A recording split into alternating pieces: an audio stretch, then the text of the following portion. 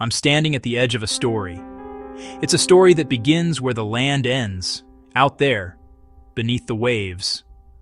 For centuries, we've told ourselves tales of great civilizations swallowed by the sea, of golden ages lost to time and tide. These are the stories that fuel our imagination, the whispers of what if that haunt the margins of our history books. It's a narrative that sounds like myth, a grand epic legend we tell our children, a cautionary tale from the ancient world. But what if, just this once, it might be real? What if the line between legend and verifiable fact has suddenly, dramatically begun to blur?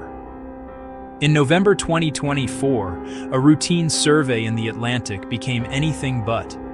A consortium of independent marine researchers, divers, and sonar teams, initially charting seabed geology for a telecommunications project, made an announcement that sent shockwaves through the archaeological and historical communities. They claimed to have found a sprawling, anomalous structure, resting in the cold, crushing dark, 126 feet underwater.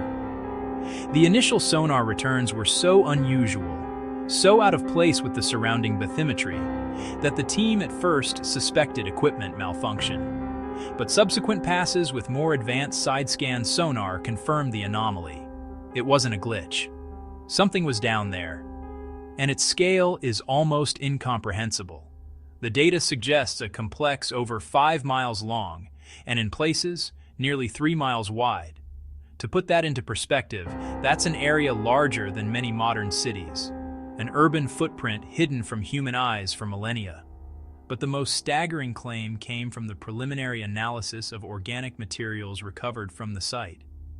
Carbon samples, reportedly retrieved from what appeared to be sealed contexts within the structures, point to an astonishing date: 7500 BCE. That's roughly 9,500 years ago.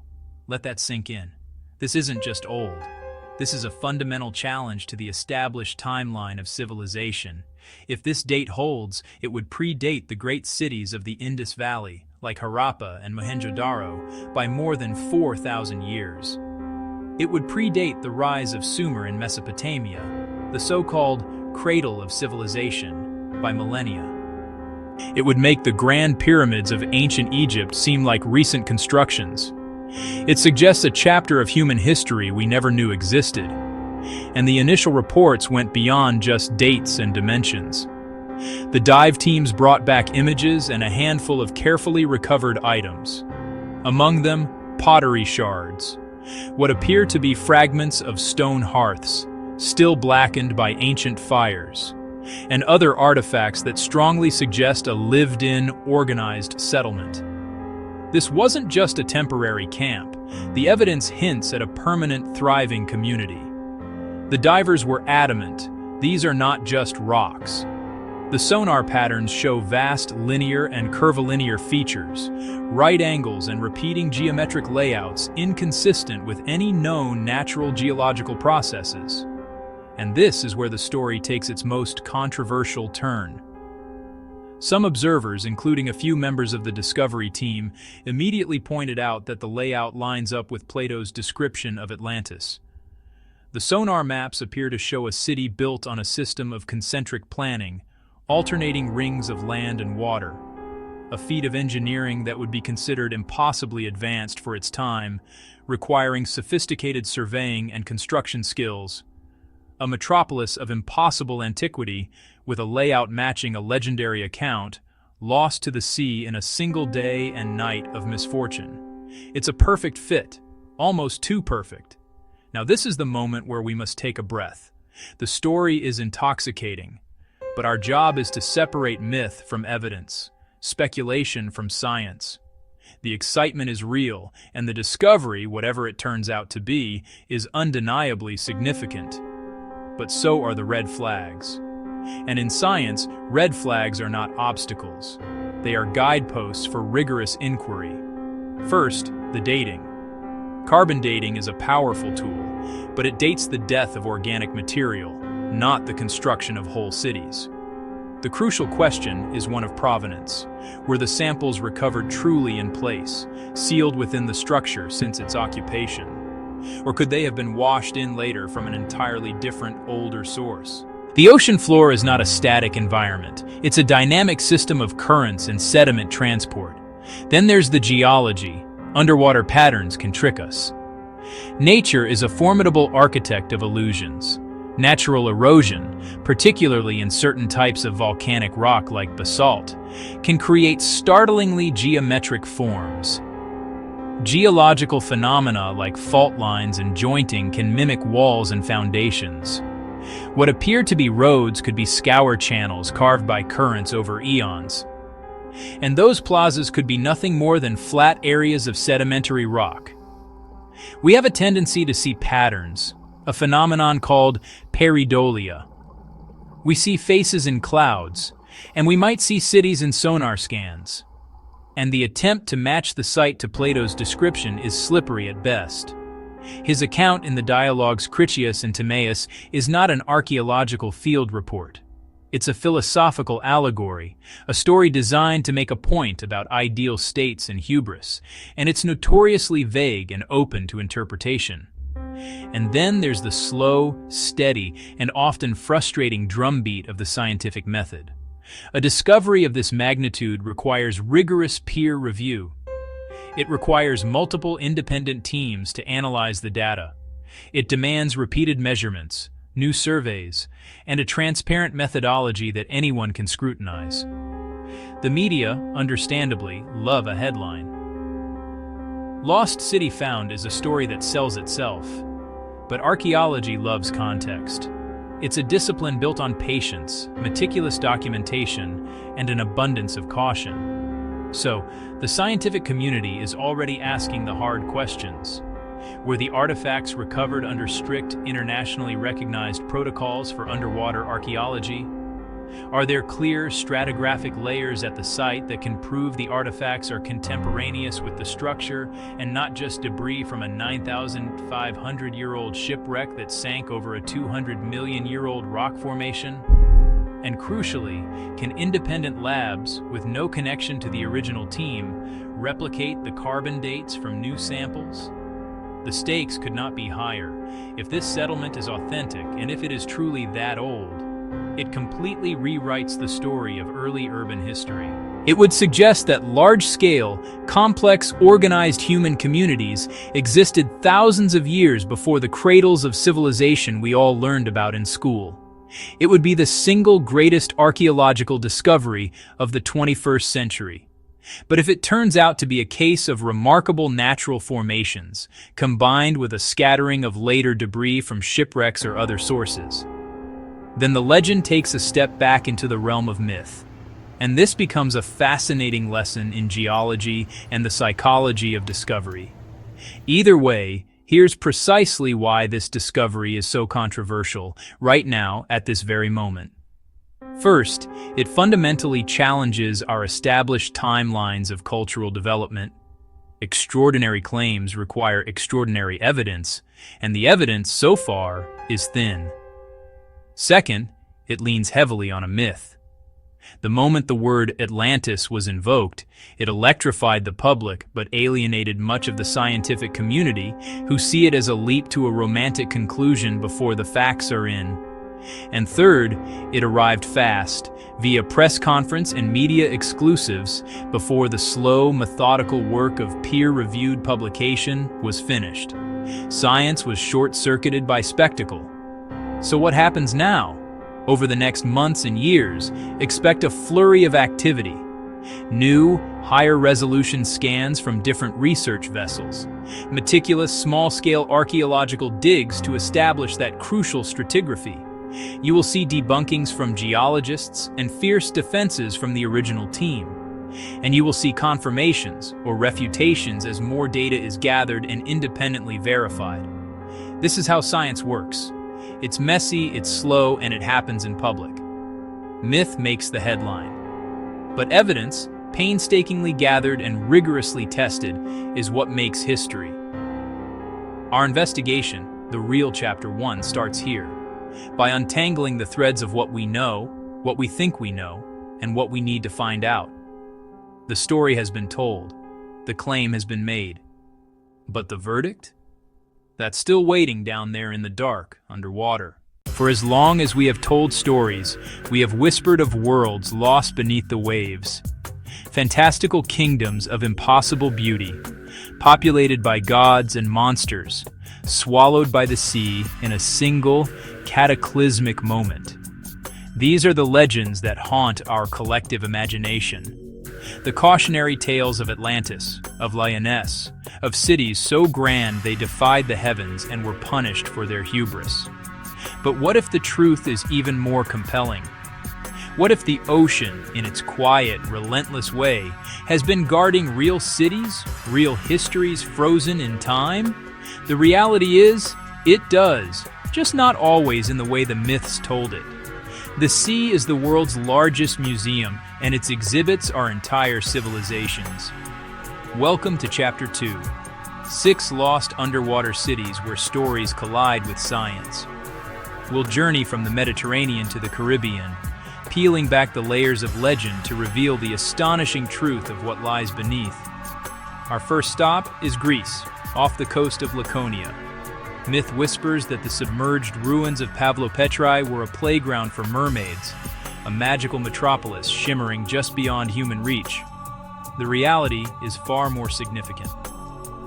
Discovered in 1967, Pavlopetrai is the world's oldest known planned underwater city, a Bronze Age marvel dating back about 5,000 years. This wasn't a random collection of buildings. It was a masterclass in urban design.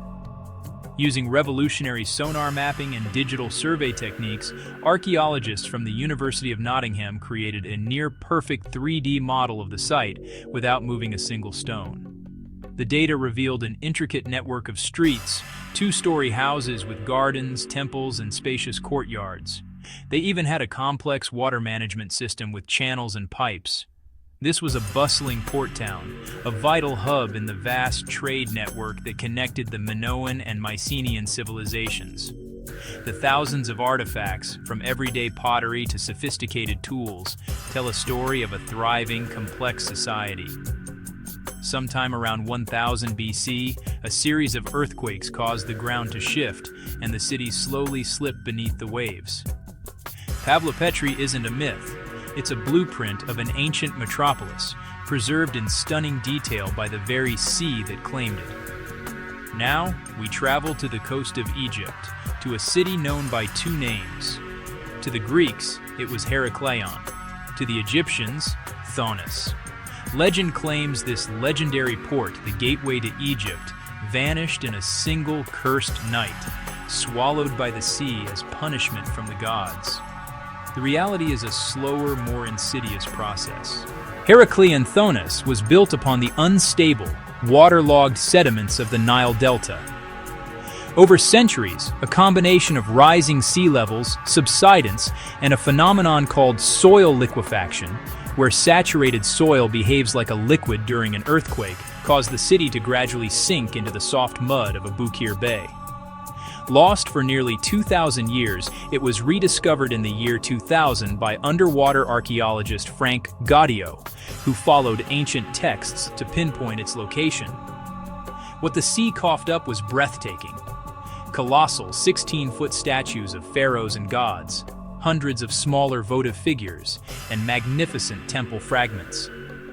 Most importantly, archaeologists found the city's harbor, a graveyard of over 60 ancient ships, perfectly preserved in the silt. These discoveries confirmed that Herakleion Thonis was the country's main customs port for centuries, a vibrant intersection where Egyptian and Greek cultures, trade, and religion tangled. It didn't vanish in a flash of divine anger. It was slowly embraced by the earth, a geological inevitability. Not far away, another Egyptian legend awaited rediscovery. The myth of Cleopatra's palace paints a picture of a glittering golden Atlantis, a place of unimaginable luxury and intrigue, now lost forever beneath the waves of Alexandria's harbor. the reality is just as dramatic. In the 4th century AD, a powerful earthquake and subsequent tsunami struck the coast of Alexandria. The violent shaking caused large sections of the coastline, built on unstable ground, to slide into the sea. This included the city's royal quarter, the very island of Antiochos, home to the palaces of Cleopatra and Mark Antony. For 1,600 years, this epicenter of Ptolemaic power lay hidden in plain sight, just a few meters below the surface of the bustling modern harbor. Since the 1990s, underwater archaeologists have been mapping this incredible site. They've found majestic sphinxes, massive granite columns, and the paved foundations of ceremonial spaces. They've even identified the remains of the palace itself, its floors still decorated with imported marble.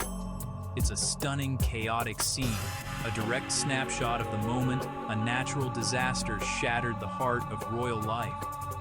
The sea didn't just preserve history here, it captured the raw power of geology in action. From the Mediterranean, our search takes us to the coast of India. Here, the Hindu epic, the Mahabharata, tells of the magnificent city of Dwarka, the golden capital of the god King Krishna. The text says that after Krishna's departure from Earth, the ocean rose and submerged his entire city in a single day. For many, it remains a 9,500-year-old mythic city. The reality is one of the most fascinating and controversial subjects in modern archaeology. In the early 2000s, offshore surveys in the Gulf of Cambay, near the modern city of Dwarka, revealed something extraordinary. Sonar detected vast geometric structures stretching for miles, over 100 feet below the surface. Subsequent dives uncovered massive stone alignments, foundations, and a wealth of artifacts, including pottery, beads, and human remains. The initial dating of a piece of wood from the site suggested an age of over 9,000 years, which would rewrite our understanding of urban civilization. However, these dates and the interpretation of the sonar data spark intense debate.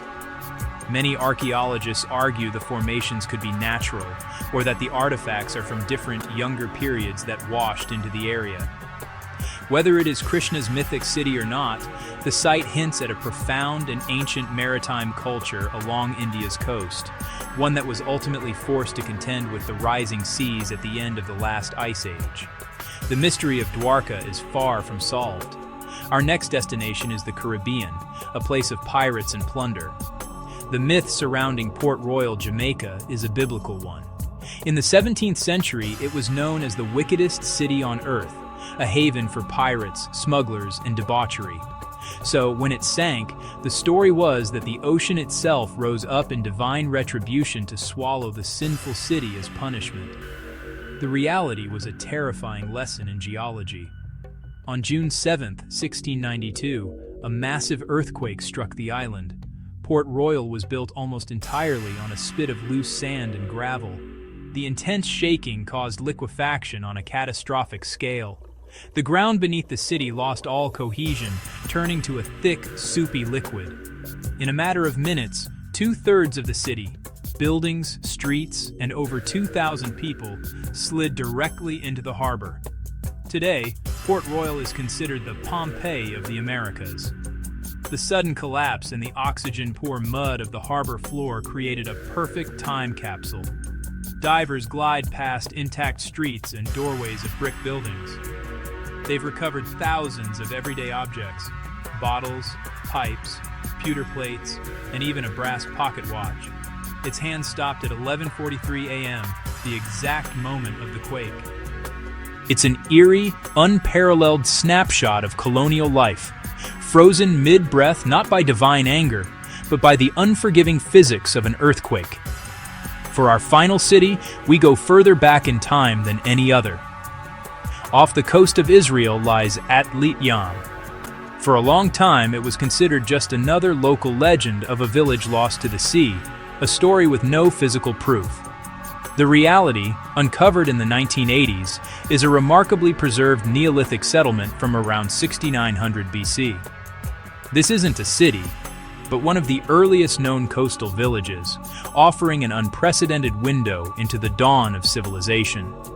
The site contains the foundations of rectangular stone houses, paved areas, and several deep stone-lined wells, some of the oldest water wells ever discovered. Most astonishing is a megalithic stone circle, with large upright stones arranged around what was once a freshwater spring, suggesting complex ritual or social behavior. The human story here is incredibly intimate. Skeletons of the village's inhabitants have been found. An analysis of the bones of a mother and child revealed the earliest known cases of tuberculosis. We know they were among the first people to transition from a hunter-gatherer lifestyle. They farmed wheat, raised livestock, fished the sea, and cultivated olive trees. Unlike Port Royal, Atlat Yam wasn't destroyed suddenly.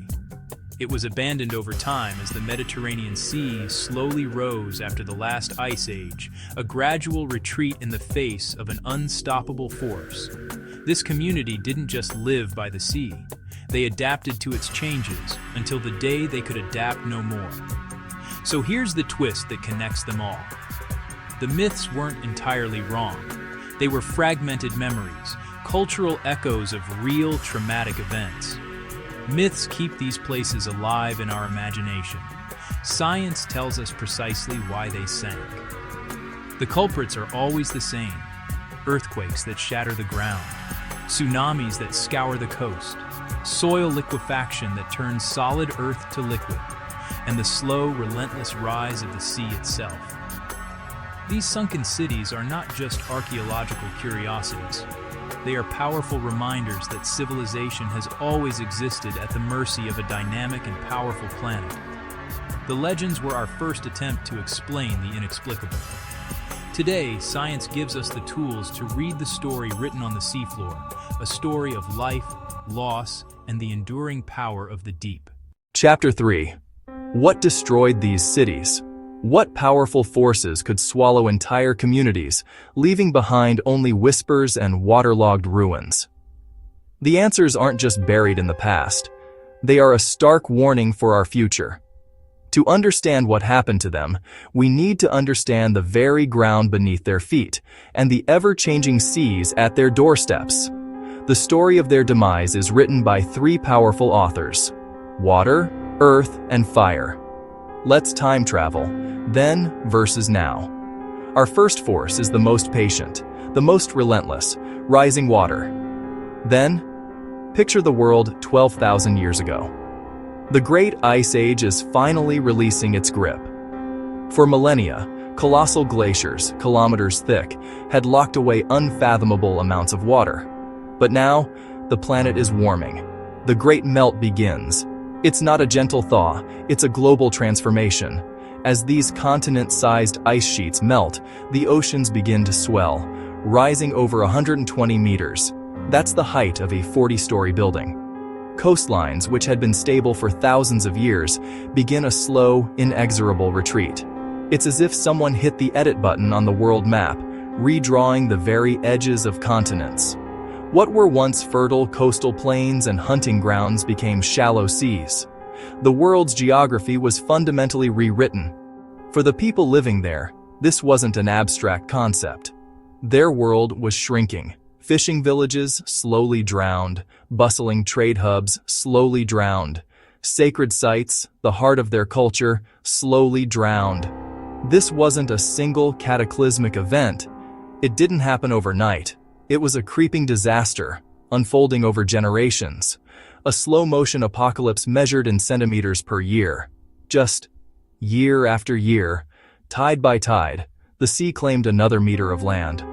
A family's home, once a safe distance from the shore, is now lapped by the high tide. A generation later, it's gone. Now, the seas are rising again. But this time, the pace is terrifyingly different. Faster than at any point in recorded human history. We are witnessing in decades what once took centuries. The cause isn't the end of an ice age, it's the heat from our own civilization, warming the atmosphere and the oceans. Thermal expansion and melting glaciers are the modern-day culprits, and they are just as relentless as their ancient counterparts. And just like in the past, Cities don't vanish in a single cinematic splash. They die by 1,000 cuts. They lose a street to permanent flooding. A neighborhood becomes uninsurable. A freshwater aquifer is contaminated by saltwater. They lose a future, one agonizing decision at a time. But water isn't the only destroyer. Sometimes the danger comes from below. Then, the ground itself moved. The Earth's crust is a mosaic of shifting plates, and their edges are zones of immense power. Earthquakes ripped seabeds apart, causing entire sections of coastline to suddenly drop below the waves. In other cases, the shaking triggered underwater landslides, dragging settlements into the abyss. And then came the tsunamis. With little or no warning, they erased harbors and coastal cities in one brutal, terrifying hour. Imagine a wall of water, moving at the speed of a jet, folding a city of stone and timber like it was made of paper. This was the fate of countless communities. One moment, a thriving port. The next, a ruin scoured from the face of the earth, its story silenced. Now, those fault lines are still very much alive. We live on the same dynamic, restless planet. Major coastal cities, Tokyo, Istanbul, Seattle, Lisbon, are built on or near these geologic tripwires. It only takes one major quake, one submarine landslide, and in an instant, our carefully engineered coastlines can be rearranged. Again, the threat hasn't vanished. We've just built bigger cities in its path. Then, there's a third, more subtle force, bradycism. It's the slow vertical breath of a volcano. In areas of volcanic activity, the ground itself can rise and fall, pushed and pulled by the magma chambers deep below. The ground rises, lifting a harbor high and dry, rendering it useless. And then, over decades or centuries, the ground sinks, submerging entire districts, villas, and markets beneath the waves. The ancient Roman resort of Baiae is the classic example. A playground for the rich and powerful, now a spectacular underwater archaeological park. Now, we've mapped these volcanic hotspots with incredible precision using GPS and satellite radar.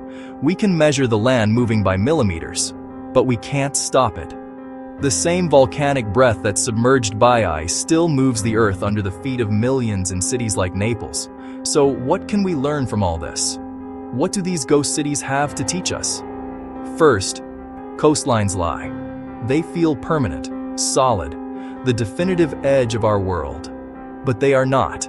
The map you love, the one you have on your wall or your phone, is just a single screenshot from a very, very long movie. And that movie is still playing. To assume the coastline of today will be the coastline of tomorrow is to ignore the fundamental story of our planet. Second, resilience is a story older than any empire.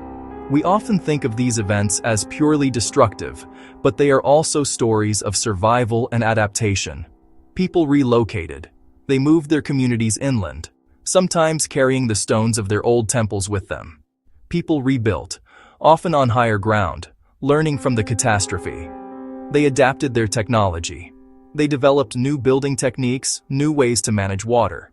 They adapted their stories, weaving cautionary tales and myths that carried the memory of the flood or the earthquake for generations, a form of low-tech data transmission. Third, and this is the most crucial lesson, denial is expensive. The water doesn't care about politics. The fault line doesn't care about economic forecasts. These are physical realities, and ignoring them has always led to ruin. Now, here's the wild part. We've been talking about cities we know were lost, but are more sunken cities waiting to be found? Absolutely. Without a doubt. We have better maps of the surface of Mars than we do of our own planet's seafloor. We've explored a tiny, insignificant slice of the 70% of the Earth that is underwater. An entire lost geography of human history is down there. But that's changing. Today, a new generation of explorers is charting this hidden world. They use multi-beam sonar to paint the seafloor in high resolution. They use artificial intelligence to scan that data for telltale signs of human settlement, unnatural right angles, linear features, grid patterns, and they use underwater drones to go and see what's there. Every year, these techniques reveal more. Grids, walls, roads, harbors, a ghost atlas of a lost world emerging from the noise right below the waves. Each discovery is a new page in our history book, so this journey, this comparison of then versus now, isn't about doom. It's not a eulogy for our coastal cities, it's a user manual written by our ancestors. The manual is clear. Build where the land endures. Respect the fault lines. Understand the volcanic breath of the earth. And most importantly, plan for the tide that is already on the calendar. We have the knowledge they lacked. We can see the changes happening in real time. Because the past didn't vanish. It was submerged, but it wasn't silenced. It left us a blueprint for survival, a message written in water, in stone, and in time itself. The question is no longer what destroyed their cities, but what we will do to save ours. And if we read that blueprint right, if we listen to the lessons from the deep, maybe our cities won't become the next chapter in the story of civilization under the sea.